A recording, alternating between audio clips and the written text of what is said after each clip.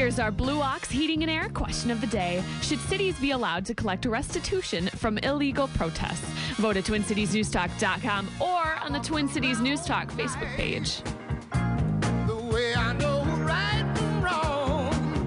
Welcome back to Up and Adam. I'm Jack Tomczak. That's Andrew Lee. Good morning, everybody. Happy Friday. Producing this fine show is Lump. Good morning. Nick Zerwas is here, and now joining us in studio, the head of the Minnesota ACLU, Chuck Samuelson. Morning. All Thank you for taking some time and joining us this morning. We appreciate it. Nick, thanks. Great to be here. Nick's here all the time. I don't even know if we invited him today. He just shows up. Hey, come on now. All right. Was it just a week ago where we were talking with you, Nick, on this very program about your bill I believe so. to hold people financially responsible, accountable for the law enforcement response if they have an unlawful assembly? If they're meat. arrested or convicted of unlawful assembly. If there is a mass demonstration, a protest happening, and the police ask them to disperse, they're on private property, say at the Mall of America or on 94 or 35W, something like that.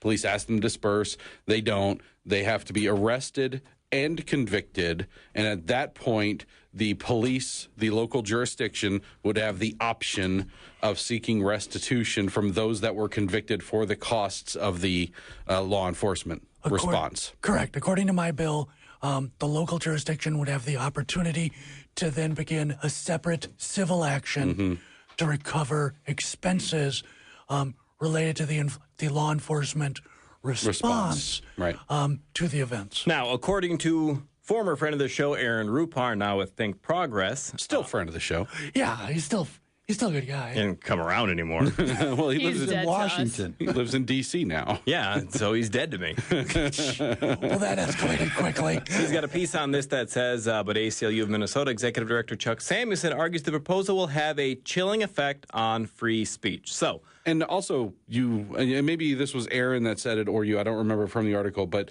there was a concern that it might even be unconstitutional. Oh, is that it is correct? unconstitutional. Well, let's start there. Yep. How is this unconstitutional? Well, it's unconstitutional because it has demonstrated in other situations. This isn't the first one of these bills that has been proposed. A little closer to the mic, Oh, please. sorry. That's all right. It's not the first one of these bills that's been proposed, and it's been demonstrated in other situations, and it's been litigated that it violates the First Amendment because it chills free speech. There's a lot of issues that you could talk about in terms of this, in addition to the chilling of free speech, because, and you're making a face, but Well, I have a question. He was born with it. I'll wait till you're done. I have a question. There's also some policy questions about who decides the size of the response.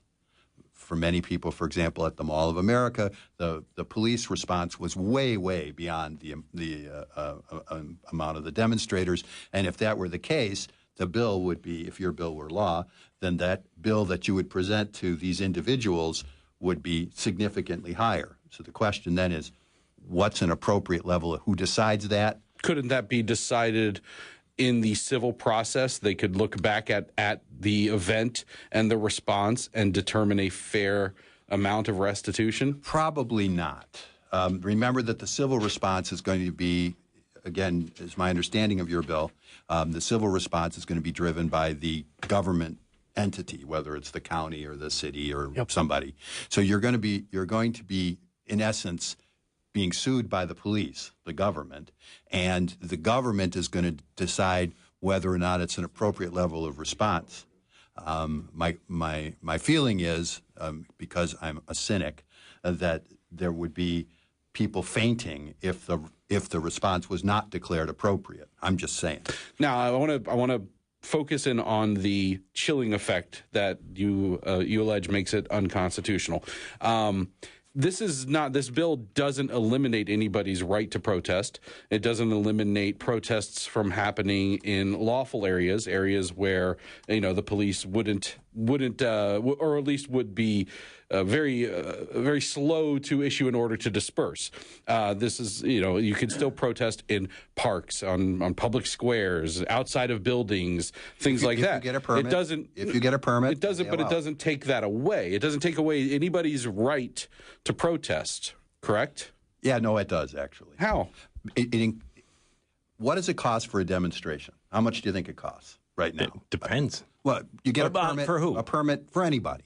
You get a permit, which is $100 to $200. Okay. Okay. Or Now, not. Well, okay, or not. Then you have to get the people together. I mean, it's a rally representative of how much does a political rally cost. If you get 1,000 people together or 500 people, it costs money. There's an expense there. There's an Absolutely. expense there. Thank you. And so you have this expense, and on top of it, you have an unknown but extremely high, large expense. And Only if you meet the threshold only if you meet the threshold of but you being don't arrested and convicted, which in Minnesota we've seen they're very, very slow to do. But they would be quick to do if there was money in it. You think? Oh, yeah, God, yes. We do $27 million in civil asset forfeiture annually. You don't think this is Just in Minnesota? Just in Minnesota. Real quick. What is chilling? What meets the threshold for chilling speech? Because asking somebody to get a permit, that's a bit of a discouragement. Is that chilling? Where's the line? The line is somewhere beyond getting a permit. But it's not like, Jack, it's not like I can say, well, the line is right here. Okay, that's where the line is, because every time you get challenged, the line gets redrawn. Yep. And where Chuck is wholly off base here is the fact that right now, if you want to have a parade in St. Paul, or you want to have the Twin Cities Marathon, you apply with the city, you obtain your permit. Along with that permit, one of the reasons that Chuck said it could be a barrier because it's so expensive is along with that permit and that permit fee, you pay for police that will block the streets. You pay in advance for barricades that will line intersections to keep your parade or your marathon runners safe from traffic.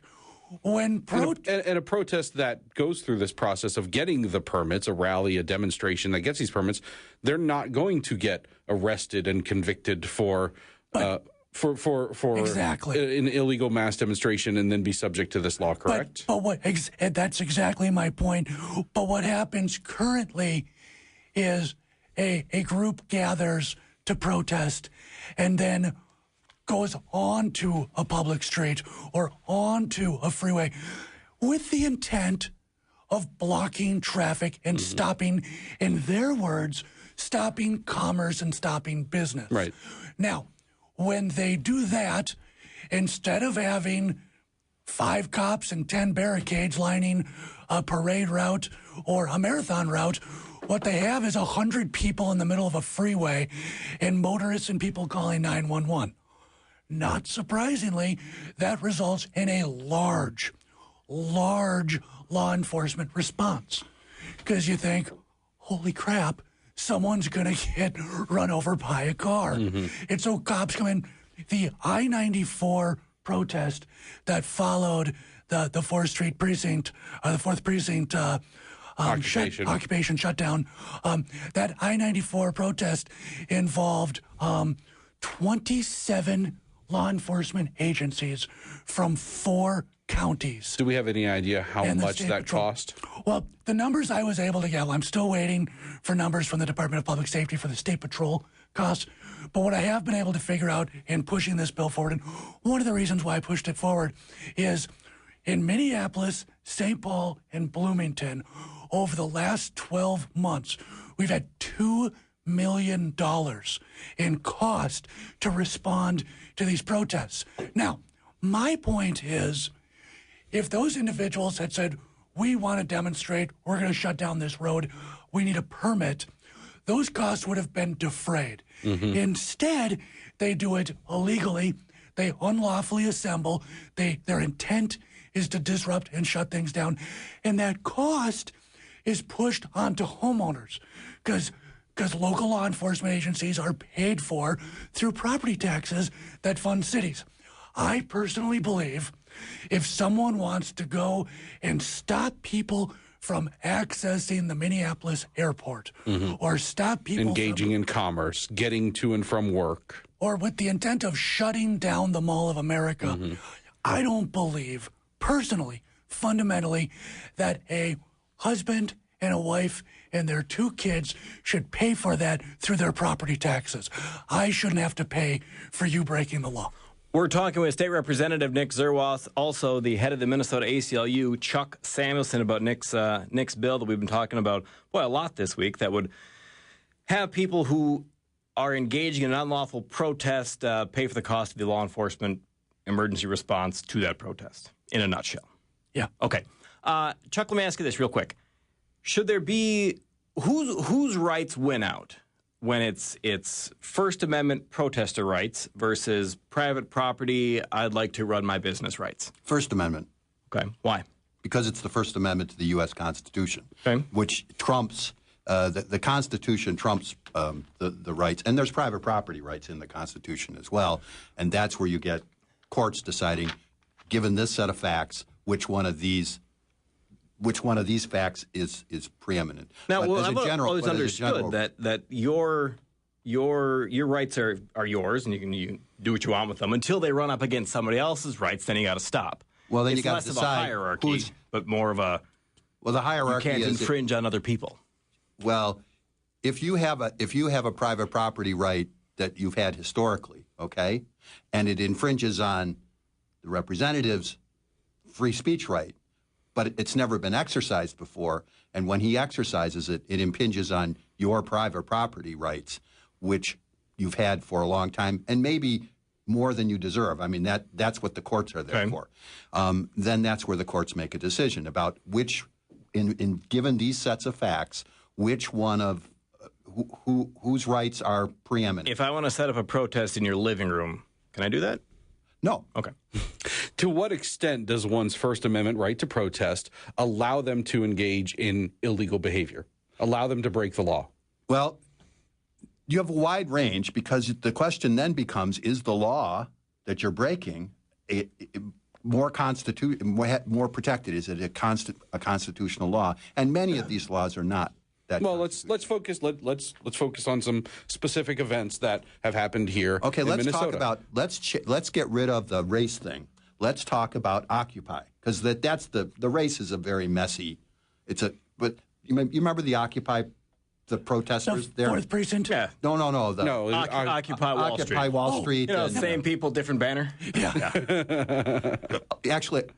Actually, that's interesting. If you look at the Occupy movement and compare it to the Bernie Sanders crowd and the Trump crowd, they have a lot of similarities. All three of those groups. Mm-hmm. I'm just saying. There's a fair amount of crossover. I think so. Well, we said that at the beginning of Occupy and the Tea Party, a lot of similar complaints. But anyway. I mean, so.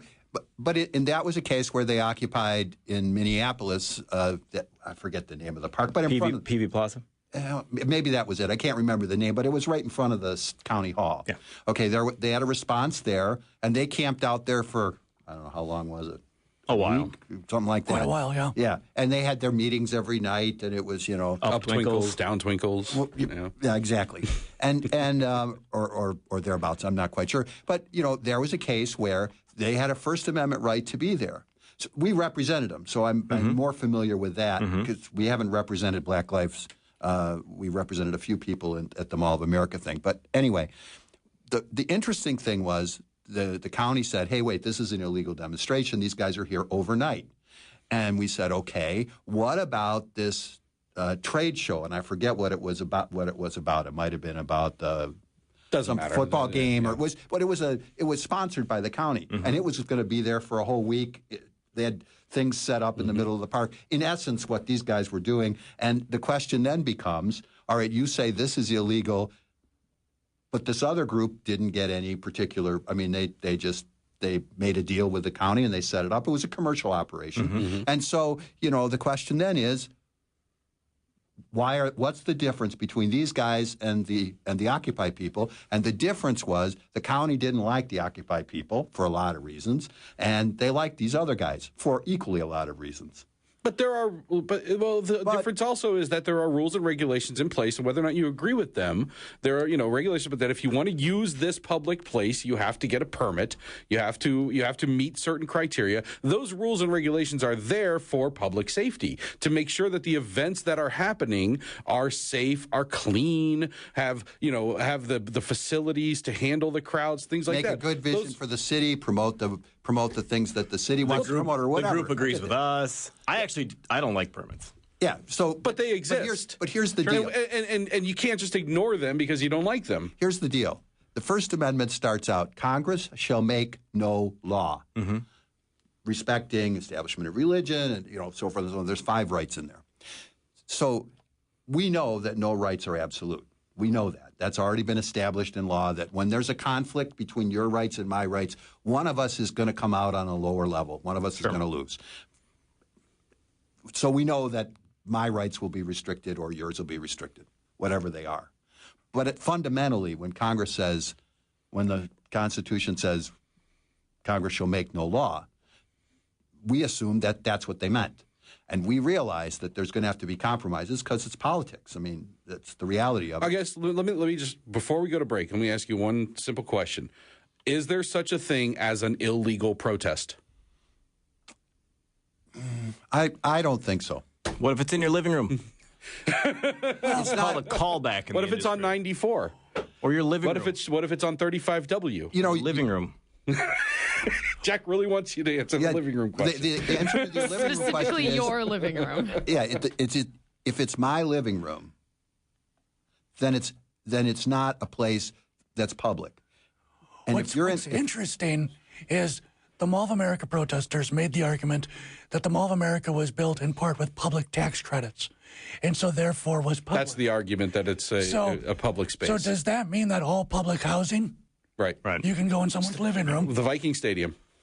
The Viking Stadium is an interesting one. That one is going to be much more interesting than the Mall. Well, and Mark Dayton has going to. Are you making a prediction? Is there going to be a protest? No, I'm not planning, Chuck. But I'm just saying. You know that we don't. That's going to be when that comes. I believe it will come eventually. Yeah. And Mark Dayton has called that the People's Stadium. We'll see if they can go in there. But the Mall of America called itself the new city center. There's a pop station there. There's a library. There's a school. I mean, you can make an argument that this is more public. I'm going to make the argument that we have to take a break. We've got a ton of people on hold. Hang on Ray, the line. KW, Jamar, Lori, everybody else. A lot of Democrats on that list. We're talking with State Representative Nick Zerwas and head of the Minnesota ACLU, Chuck Samuelson.